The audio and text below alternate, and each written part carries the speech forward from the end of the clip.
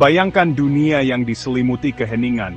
Tidak ada suara kendaraan, tidak ada hiruk-pikuk manusia, hanya keheningan yang mencekam. Tahun 2025, tapi kehidupan yang ramai dan berwarna yang kita kenal telah hilang. Kota-kota yang dulu penuh dengan kehidupan, kini menjadi bayangan dari masa lalu. Tidak ada kota yang ramai, tidak ada tawa anak-anak, tidak ada bisikan cinta di senja hari. Semua yang tersisa hanyalah kesunyian yang menyakitkan. Hanya sisa-sisa dunia yang dingin yang dihancurkan oleh kebodohannya sendiri. Bangunan-bangunan yang runtuh dan infrastruktur yang hancur menjadi saksi bisu dari kehancuran ini. Tanah kosong yang sunyi ini adalah warisan dari satu momen yang menentukan pada tahun 1962, krisis misil Kuba. Sebuah peristiwa yang hampir mengubah segalanya. Saat di mana umat manusia berada di ambang kehancuran nuklir, dan dunia menahan napas, berdoa untuk keajaiban. Ketegangan yang dirasakan oleh semua orang di seluruh dunia. Krisis misil Kuba bukan hanya peristiwa sejarah, itu adalah bukti mengerikan dari betapa rapuhnya perdamaian. Sebuah pengingat bahwa keseimbangan dunia bisa runtuh kapan saja. Ini berfungsi sebagai pengingat keras akan konsekuensi menghancurkan yang menunggu kita jika kita gagal belajar dari kesalahan masa lalu. Kita harus selalu waspada dan bijaksana. Ini adalah kisah tentang betapa dekatnya kita kehilangan segalanya, dan bagaimana melalui kombinasi keberanian, diplomasi, dan keberuntungan semata, umat manusia berhasil menghindari bencana. Sebuah pelajaran berharga yang tidak boleh kita lupakan. Di jantung Karibia, sebuah revolusi sedang terjadi. Fidel Castro, seorang revolusioner karismatik, telah merebut kekuasaan di Kuba, menggulingkan rezim Batista yang didukung AS. Ini adalah tantangan langsung terhadap hegemoni Amerika di wilayah tersebut, dan AS tidak senang. Mereka menanggapi dengan sanksi ekonomi, yang bertujuan untuk melumpuhkan pemerintahan komunis yang masih muda. Castro bagaimanapun, menemukan sekutu yang bersedia di Uni Soviet. Nikita Khrushchev, Perdana Menteri Soviet, melihat peluang untuk mendapatkan pijakan strategis di belahan barat, hanya 90 mil di lepas pantai Florida. Soviet mulai menggelontorkan bantuan ke Kuba, memperkuat hubungan mereka dengan negara kepulauan itu. 14 Oktober 1962, hari yang akan dikenang dalam sejarah. Sebuah pesawat mata-mata U-2AS terbang tinggi di atas Kuba. Kameranya menangkap gambar yang akan mengirimkan gelombang kejut ke seluruh pemerintah Amerika. Gambar-gambar ini tidak hanya menunjukkan pemandangan biasa, tetapi sesuatu yang jauh lebih mengerikan. Di sana, terletak di antara lanskap Kuba yang rimbun, terdapat lokasi misil nuklir Soviet yang sedang dibangun. Lokasi-lokasi ini tersembunyi dengan baik, namun tidak cukup untuk menghindari mata tajam dari kamera U-2. Ini bukan sembarang misil. Mereka adalah misil balistik jarak menengah yang mampu mencapai Washington DC dan kota-kota besar Amerika lainnya dalam beberapa menit. Ancaman ini sangat nyata dan mendesak. Berita itu menghantam Washington seperti bom. Pemerintahan Kennedy tercengang. Mereka segera menyadari bahwa tindakan cepat dan tegas diperlukan untuk menghadapi krisis ini. Kehadiran misil Soviet yang begitu dekat dengan tanah AS merupakan ancaman langsung, provokasi yang tidak bisa diabaikan.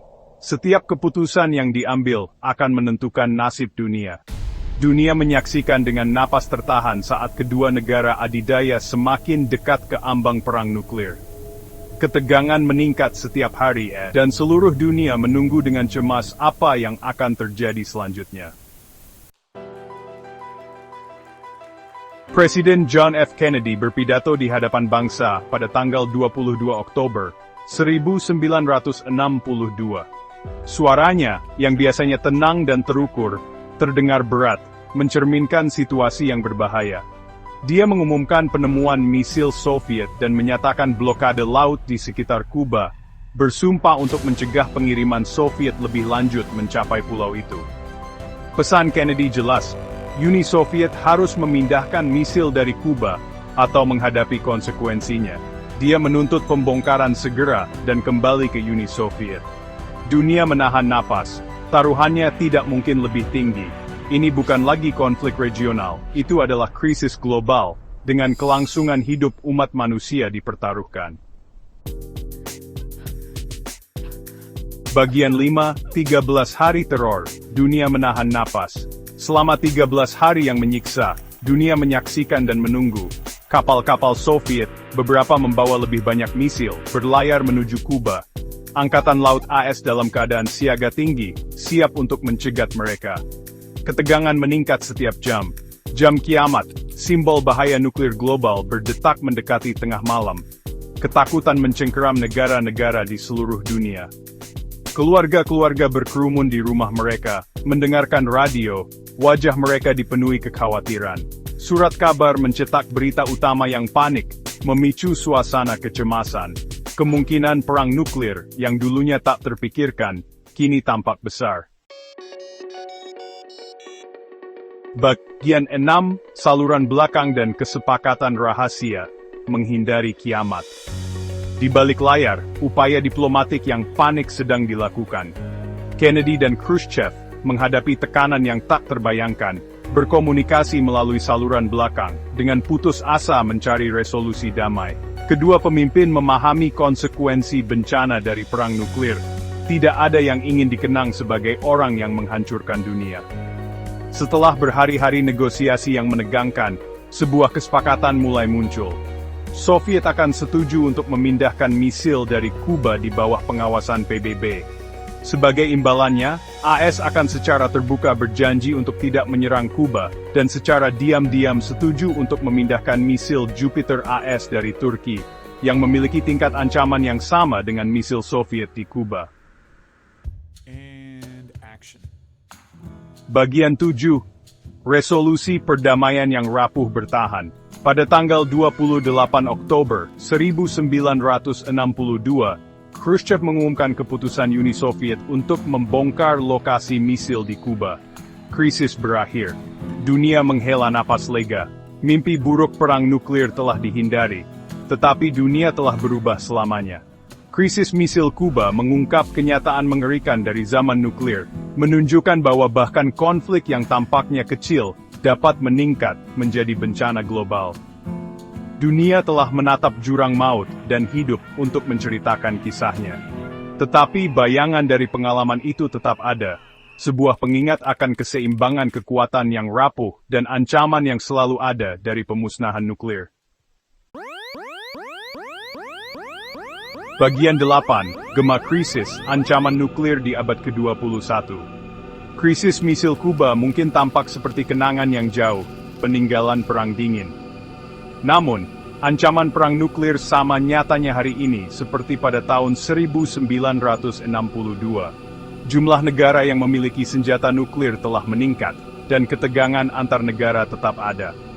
Proliferasi senjata nuklir dan munculnya teknologi baru, menimbulkan tantangan baru bagi keamanan global. Pelajaran yang dipetik dari krisis misil Kuba tetap relevan seperti sebelumnya. Pentingnya komunikasi yang jelas, keterlibatan diplomatik, dan komitmen terhadap perdamaian sangat penting untuk menavigasi lanskap geopolitik abad ke-21 yang kompleks. Bagian 9. Bisakah itu terjadi lagi? Warisan abadi krisis misil Kuba. Saat kita melihat kembali krisis misil Kuba, sebuah pertanyaan yang mengerikan muncul. Dapatkah itu terjadi lagi? Jawabannya, sayangnya adalah ya. Selama senjata nuklir ada, kemungkinan penggunaannya, baik disengaja maupun tidak disengaja, tetap menjadi kenyataan yang mengerikan. Ancaman ini tidak pernah benar-benar hilang. Dunia telah mendekati ambang kehancuran dalam beberapa kesempatan sejak 1962, dengan ketegangan yang terus meningkat di berbagai belahan dunia. Sebuah bukti warisan abadi dari krisis dan ancaman terus-menerus yang ditimbulkan oleh senjata nuklir. Setiap krisis baru mengingatkan kita akan bahaya yang selalu mengintai. Krisis misil Kuba bukan hanya peristiwa sejarah. Itu adalah pelajaran yang harus kita ingat. Itu adalah peringatan keras dari masa lalu. Sebuah sinyal bahaya yang tidak boleh diabaikan. Pengingat bahwa pilihan yang kita buat hari ini memiliki kekuatan untuk membentuk nasib umat manusia. Setiap keputusan membawa konsekuensi yang bisa bertahan selama beberapa generasi. Ini adalah ajakan untuk bertindak, sebuah panggilan untuk bertanggung jawab. Mendesak kita untuk berjuang demi dunia yang bebas dari ancaman perang nuklir.